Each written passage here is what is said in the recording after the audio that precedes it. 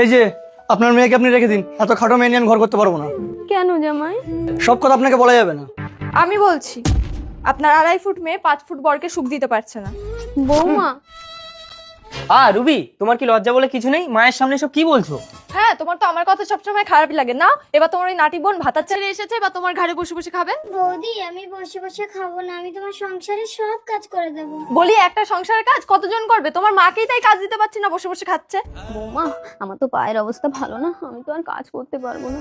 দেখেছো তোমার মা ঘোড়া দেখে খোড়া হয়েছে? রুবি, কি? তুমি আমার গায়ে হাত তুলতে চাইছিলে? তুমি জানো আমার দাদা কত বড় নেতা? দাঁড়াও, আমি দাদাকে ফোন করছি। হ্যালো দাদা, তুমি কোথায় আছো? একটু আসো না, এখানে দেখো আমাকে এরা টর্চার করছে, মারছে। দেখ এবার তোদের সবকটা কি কি করি। মা, আমার জন্য দাদার সংসারে অশান্তি হচ্ছে, আমি যেদিকে খুশি চলে যাচ্ছি। চল নাটি, আমিও তোর সাথে চলে যাব। মা দাঁড়ান।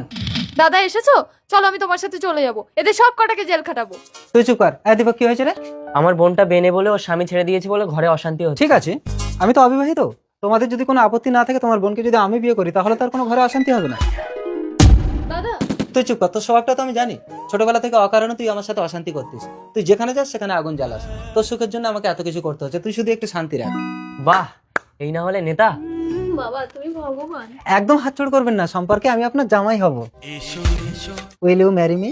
ঠাকুরজি হ্যাঁ বলো। একদম ঠাকুরজি বলবে না, সম্পর্কে আমি তোমার বৌদি হব। পরবর্তী অংশটি দেখতে হলে প্লিজ বলুন।